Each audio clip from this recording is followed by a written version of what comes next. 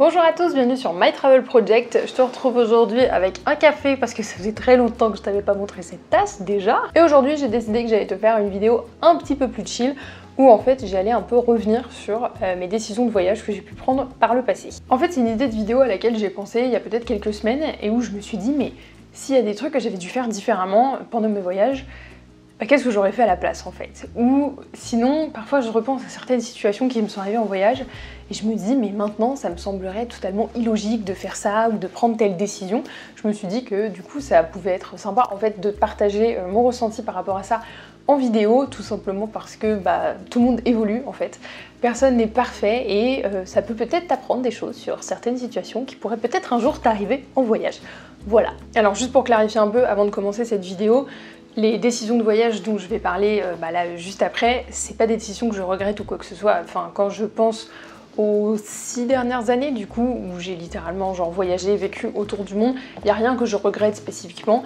Juste avec le recul, je me suis rendu compte qu'il y a peut-être des choses que je ferais différemment si là je devais revivre ces situations, mais il n'y a pas du tout de regret dans aucune décision que j'ai prise en termes de voyage. C'est plus là maintenant avec le recul, et bien peut-être que genre je verrais la situation d'une autre manière. Voilà. Donc la première décision de voyage dont je voudrais parler, c'est quand je suis rentrée en France. Donc après avoir fait un an d'échange à Ottawa, puis mon master à Montréal, puis mon stage de fin d'études au Cambodge, je suis rentrée en France, donc c'était fin décembre 2016.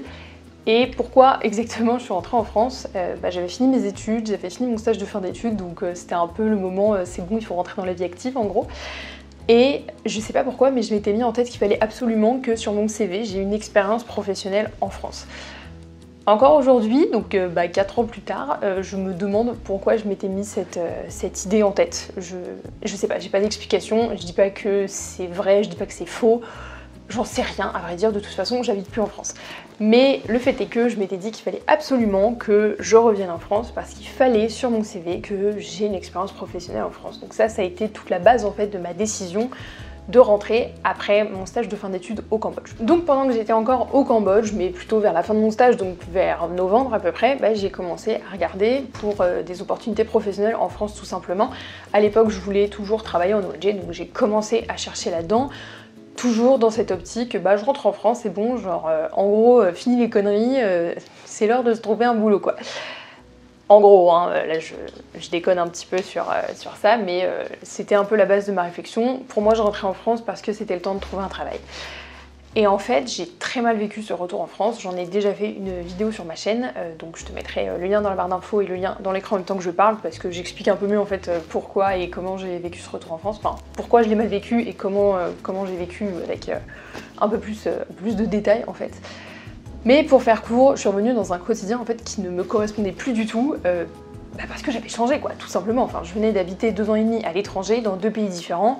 En plus, je revenais du Cambodge, donc quand même un gros choc culturel par rapport à la France.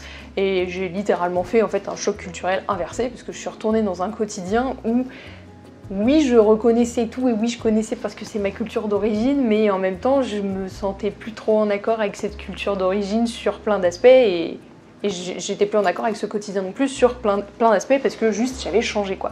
Et j'avais pas du tout anticipé ça. Moi je m'étais vraiment mis en tête genre ouais tu rentres en France, opportunité professionnelle, c'est l'heure de trouver un boulot. Et j'ai pas du tout prévu que j'allais peut-être mal vivre en fait ce retour. Donc si c'était quelque chose à refaire, il y a beaucoup de choses que je changerais. Honnêtement non, je changerais rien, mais si c'était à refaire, si je devais vraiment changer quelque chose, je pense que déjà je m'enlèverais cette idée de la tête qu'il faut absolument que j'ai une expérience professionnelle en France sur mon CV. Parce que ça soit la France ou Dubaï ou la Bolivie, je vois pas ce que ça change, littéralement. En fait, j'ai pas fait des études dans une branche où il faudrait, je pense, vraiment avoir une expérience en France pour exercer mon métier. Par exemple, je suppose que si j'avais fait des études de droit, c'est sûr que pour exercer le droit français, c'est peut-être un petit peu plus pratique d'avoir une expérience en France, c'est sûr. J'ai fait un master en relations internationales, donc voilà, je pense pas qu'il y ait nécessairement besoin d'avoir une expérience professionnelle en France, surtout en relations internationales. Et donc je pense que si c'était à refaire, je m'enlèverais totalement cette notion de la tête. Finalement ça m'a amené à rentrer en France, mais pour les mauvaises raisons quoi. En fait j'ai commencé je pense à me dire qu'il fallait que je rentre en France pour cette expérience professionnelle, pour me faire des contacts, genre pour réussir, genre pour commencer une carrière. J'ai en fait appris avec le temps que je ne suis pas quelqu'un de carriériste, donc ça veut pas dire que j'ai pas d'ambition ou quoi que ce soit, je pense que c'est deux choses complètement différentes, mais juste je ne ressens pas ce besoin de gravir les échelons dans un secteur spécifique. C'est pas mon ambition de vie tout simplement, et je pense qu'à ce moment-là je m'étais mis ça en tête, peut-être parce que c'est comme ça que la société fonctionne, c'est pas un jugement de ma part, c'est juste la manière dont je vois les choses. Donc voilà, je pense que si c'était quelque chose à refaire, j'essaierais de m'enlever cette notion de la tête que je dois rentrer en France. Et si c'était à refaire, je pense que j'essaierais d'anticiper un peu mieux mon retour en France et de me dire que bah, ça va être dur et puis genre faut que tu t'y prépares quoi, parce que tu viens de vivre 2 ans et demi à l'étranger et que tu rentres en France alors que t'as pas mis les pieds en France depuis 2 ans et demi, que les gens que t'as connus avant de partir, bah eux aussi ils ont fait leur vie, eux aussi ils ont changé et que bah tu vas peut-être avoir un choc un petit peu plus compliqué que ce à quoi tu t'attends. Voilà. La preuve en est, c'est que donc je suis rentrée en France en décembre 2016 et j'ai même pas passé 1 an en France et je suis ensuite repartie vivre au Brésil. Donc si tu ne le savais pas, j'ai vécu 1 an au Brésil. Je te mettrai la playlist de toutes mes vidéos sur le Brésil dans la barre d'infos. Et je suis repartie, ouais, au bout de 10 mois ou 11 mois, quelque chose comme ça. Je suis repartie de France parce que je me suis rendu compte à ce moment-là que j'avais aussi envie de tester encore, de vivre ailleurs. J'avais trop aimé ça pendant 2 ans et demi, que j'avais 23 ans, bon ça va j'en ai 26 maintenant, on s'entend que je suis pas vieille non plus, mais que c'était l'occasion quoi, et que c'était ce que je voulais à ce moment-là, et je pense que ça a été une bonne décision de repartir aussi. Pour autant, je regrette pas le fait d'être revenue en France, je pense que ça m'a appris beaucoup de choses, mais juste, c'était peut-être pas exactement ce qui me correspondait à ce moment-là. Donc pour la deuxième décision de voyage dont je vais te parler dans cette vidéo, je vais parler de quelque chose de peut-être un petit peu plus léger, quoi. Le poids de mes valises. Ne me dis pas que tu ne te sens pas concernée, on l'a tous fait, ok? En fait, un truc que j'ai remarqué, surtout par mes vidéos, parce que si tu regardes mes vidéos depuis un bout de temps, tu sais que j'aime bien faire ça, en fait, de faire des vidéos un peu où je te montre ce que je mets dans mon sac à dos. Donc le contenu de mon sac à dos si j'étais partie en Colombie, le contenu de mon sac à dos quand je suis partie 2 semaines dans le nord du Brésil, et je crois aussi que ma première vidéo packing comme ça, c'était le contenu de mon sac à dos pour partir 1 semaine en Croatie. Je regarde cette vidéo maintenant et je me dis, mais pourquoi t'as pris autant de choses pour 1 semaine, tu vois? Tout ça pour dire que si je devais revenir au moment où je faisais mes valises ou mes bagages tout simplement, pour certains voyages d'il y a quelques années, je pense que je serais un peu en train de me secouer le pommier et de me dire non, arrête-toi, tu prends une autre valise, prends un autre sac à dos, mais prends quelque chose de plus petit, t'as pas besoin de tout ça, tu vois. Quand je suis partie en voyage au Vietnam la première fois, donc en 2013, je partais avec Vietnam Airlines, j'avais un direct Paris-Ho Chi Minh Ville, et avec Vietnam Airlines, en tout cas à l'époque, on avait droit à un bagage en dessous de 30 kg. Je suis partie avec une valise, rien contre les valises, mais c'est juste que j'utilise plus ça aujourd'hui, maintenant je suis vraiment team sac à dos. Mais à l'époque, je suis partie avec une valise de 30 kg. Moi j'étais le genre de personne, tu me donnes 30 kg, j'arrive à 29,5 au moment de peser la valise à l'aéroport, tu vois, plus le sac à dos en cabine. Et faudrait pas non plus que je n'emmène que 30 kilos quoi. Non, je dis ça, je rigole, mais en fait je me suis rendu compte avec les années que parfois je mettais beaucoup trop de trucs qui étaient mais inutiles quoi. Aussi quand on est parti avec ma pote Aurélie au Vietnam et au Cambodge en 2014, on est aussi parti avec des valises qui pesaient aussi 30 kilos. On a une photo de nous deux le dernier jour qui avait été prise par la réceptionniste de l'hôtel dans lequel on était, et je vois la tête de la valise, je me dis mais comment j'ai pu me taper ça quoi, enfin c'était horrible. Donc tu vois, il y a encore quelques années, donc il y a 6 ans, je partais avec 30 kilos en bagage en soute et puis 10 kilos littéralement en bagage cabine, donc 40 kilos en tout pour 3 semaines. Donc ça c'était en 2014, il y a 6 ans. Et 2 ans plus tard, donc en 2016, il y a 4 ans, et je suis partie vivre pendant 5 mois en Asie avec juste un sac à dos de 50 litres qui pesait en tout peut-être 13 kilos je pense, et après j'avais un sac à dos devant de 5 kilos. J'avais quand même déjà réduit de moitié le nombre de kilos que j'emmenais quoi, donc je trouve qu'il y avait quand même une petite progression. Je me dis que si j'ai réussi à passer de l'énorme valise de 30 kilos à un sac à dos 50 litres qui pesait peut-être 13 kilos en tout, je pense que tout le monde peut le faire, ou en tout cas tout le monde peut essayer d'alléger un petit peu son sac à dos. Donc ça serait quelque chose que potentiellement je pourrais changer, même si au fur et à mesure des années j'ai drastiquement réduit le poids de mes bagages et je m'en remercie encore. Si je devais le refaire, je pense que j'essaierais de réduire le poids de mes bagages, mais bien plus tôt quoi. Et je partirais avec un sac à dos aussi bien plus vite, hein, parce que quand je suis partie avec Aurélie en 2014 et qu'on était chacune avec une valise, c'était pas pratique du tout, mais alors vraiment pas. Quelque chose que je ferais différemment aussi, c'est comment j'organise mes voyages. J'ai longtemps pensé que dans mes premières années à voyager en sac à dos, j'étais quelqu'un de très organisé, qui prévoyait trop bien et tout ça. Avec le recul, je me rends compte que je me mentais à moi-même complètement. Quand je suis partie vivre à Ottawa en 2014, ça a commencé à être mes premiers voyages en sac à dos parce que j'ai acheté mon premier sac à dos que tu as connu dans plein de vidéos, mon sac à dos de 50 litres de chez Decathlon, que j'ai toujours et qui est dans l'armoire juste derrière moi. J'ai donc acheté ce sac à dos quelques jours avant de partir à Ottawa, donc c'était vraiment mes premiers voyages en sac à dos, mes premiers week-ends. Je crois que d'ailleurs le premier week-end que j'ai fait quand j'étais à Ottawa, c'était Toronto et les chutes du Niagara avec mes colocs. Après on était partis pendant une semaine en Gaspésie. Donc vu que c'était mes premiers voyages en sac à dos, je pense que j'étais naïvement en train de me dire que c'est bon, j'étais une backpackeuse et que j'étais grave organisée. Je me suis fourré le doigt dans l'œil. Non, franchement, avec le recul, je me dis que c'était pas du tout le cas, quoi. Je repense par exemple donc à ce voyage d'une semaine que j'avais fait avec mes colocs à l'époque où on est parti en Gaspésie en sac à dos. On était parti en bus jusqu'à là-bas, on avait fait du couchsurfing, on avait fait du stop, enfin vraiment le voyage à la route, si on peut dire ça comme ça. C'est en tout cas comme ça qu'on le voyait à l'époque. Aucune organisation. J'étais persuadée qu'on avait genre bien organisé le truc parce qu'on avait réservé nos bus pour partir en Gaspésie, qu'on avait fait des demandes de couchsurfing, puisque à l'époque j'utilisais encore couchsurfing.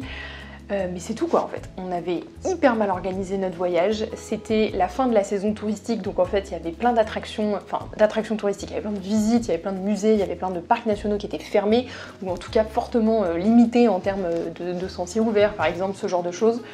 On le savait pas du tout, on s'était pas du tout renseigné. On s'était aussi hyper mal renseigné sur les distances. Le Québec fait quand même 3 fois la France évidemment, donc on n'a pas du tout pensé à ça. Enfin bref, on avait vraiment mal organisé notre voyage au point où un jour en fait on a pris un bus pour aller de Gaspé à Percé, quelque chose comme ça. Enfin, en tout cas on arrivait à Percé, on avait mal calculé le temps de trajet et on est arrivé dans la ville de Percé à 4 h du matin. Voilà. Sauf qu'à 4 h du matin, quand tu pensais arriver à 7 h, bah forcément t'as pas réservé d'hôtel, d'auberge de jeunesse, t'as pas fait de demande de couchsurfing. Et évidemment à 4 h du matin, il n'y a rien qui est ouvert dans la ville, parce que tout le monde dort en fait, juste normal quoi. Et du coup, bah qu'est-ce qu'on a fait? Fallait bien qu'on se pose quelque part, fallait bien qu'on dorme, voilà quoi. On s'est posé dans le seul bâtiment ouvert de la ville de Percé, qui était le bureau de poste. Parce que dans la ville de Percé, ou en tout cas dans le coin de la ville de Percé où on a atterri ce jour-là, dans le bureau de poste, il y avait 2 portes. Il y avait la porte que tu pousses pour justement aller mettre tes lettres à la poste, pour aller envoyer un colis, ce genre de choses. Et puis t'as l'autre porte où il y a toutes les boîtes postales de la ville. Et ça, cette porte elle est ouverte 24 h sur 24 au cas où tu as envie d'aller checker ton courrier à 2 h du matin parce que l'envie t'en prend quoi. On s'est allongé sur le sol du bureau de poste avec nos sacs à dos et puis on a essayé de dormir quoi. Honnêtement, si je devais revenir à ce moment-là, je pense que j'organiserais beaucoup mieux quoi, sans pour autant tout prévoir à la lettre. Je pense qu'il y a quand même des choses sur lesquelles il faut se renseigner en amont, notamment là en l'occurrence en plein mois d'octobre, fin de la saison touristique au Québec. Se renseigner sur ce qui est ouvert, sur ce qui est pas ouvert. Pareil au niveau du budget, je pense qu'on avait extrêmement mal anticipé combien ça allait nous coûter et en plus on était étudiante avec mes colocs donc forcément on n'avait pas un gros budget. Enfin voilà, en gros, mis à part cette anecdote du fait d'avoir dormi dans un bureau de poste à Percé en Gaspésie, juste on savait pas s'organiser à l'époque. Alors c'est quelque chose que j'ai quand même appris au fur et à mesure des années et pour autant je fais pas encore tout bien, je peux pas dire ça. Mais ouais, je pense que si je devais en tout cas revenir à la préparation de certains voyages, je me poserais un petit peu plus longtemps pour essayer d'un tout petit peu mieux les organiser.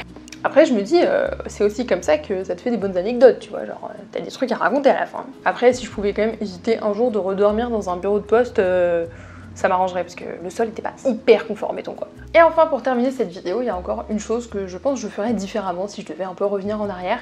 Ça serait d'arrêter de suivre les autres. Alors je sais que c'est facile à dire là comme ça, surtout quand je pense à des voyages que j'ai fait quand j'avais 19 ou 20 ans où forcément j'avais peut-être pas non plus le même recul ou la même maturité. Mais en fait je me suis vraiment rendu compte que il y a peut-être des choses que j'ai faites ou des décisions que j'ai prises en voyage, par exemple de visiter telle ville par rapport à telle ville ou de faire telle excursion par rapport à une autre. Je me suis rendu compte que ces décisions-là, je les avais parfois prises parce que je suivais le reste du groupe, parce que j'avais pas envie d'être lâcheuse en gros. Alors qu'en fait, je sais pas, je suis en voyage donc j'ai envie de faire ce que j'ai envie de faire. Et je devrais pas avoir à me soumettre, entre gros guillemets, à un effet de groupe. C'est ce que j'ai fait par le passé et c'est pas grave parce que j'en garde pas des mauvais souvenirs quoi. Sur le coup, je pense que je me rendais pas compte aussi que c'est moi qui me soumettais un peu à la pression du groupe.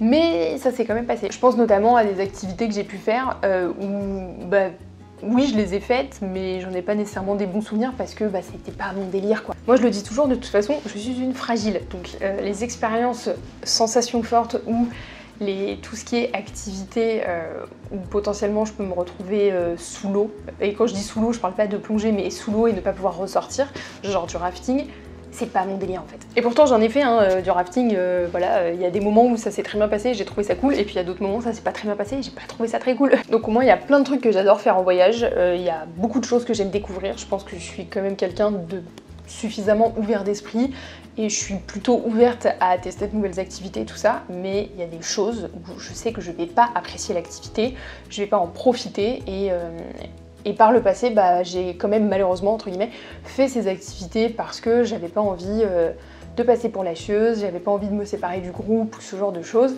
Et c'est pas que les autres étaient pressants envers moi ou quoi que ce soit, c'était plus moi qui me mettais cette pression-là. Donc je pense que voilà, c'est quelque chose que je changerais, mais en même temps, je pense pas que c'est quelque chose que je puisse changer parce que je pense que ça dépend aussi vraiment du recul qu'on a sur la situation. Et c'est aussi une question de maturité. Donc pas que j'étais genre immature et petite fille, mais je pense que plus tu grandis, plus tu prends de la maturité par rapport à ça et à te détacher en fait de ce genre de situation, de dire ouais mais si je le fais pas, le groupe va se dire que, ou ce genre de choses.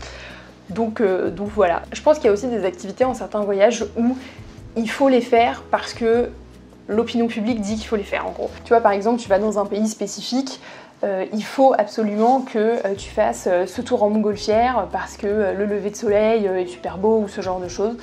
Mais le problème c'est que si t'es quelqu'un qui apprécie pas du tout d'être dans une montgolfière parce que t'as le vertige, t'as peur des hauteurs ou ce genre de choses, du coup qu'est-ce qui se passe, tu vois? En fait je trouve qu'il y a un peu ce truc de si t'as pas fait cette activité spécifique dans tel pays, c'est un peu comme si t'avais pas visité le pays.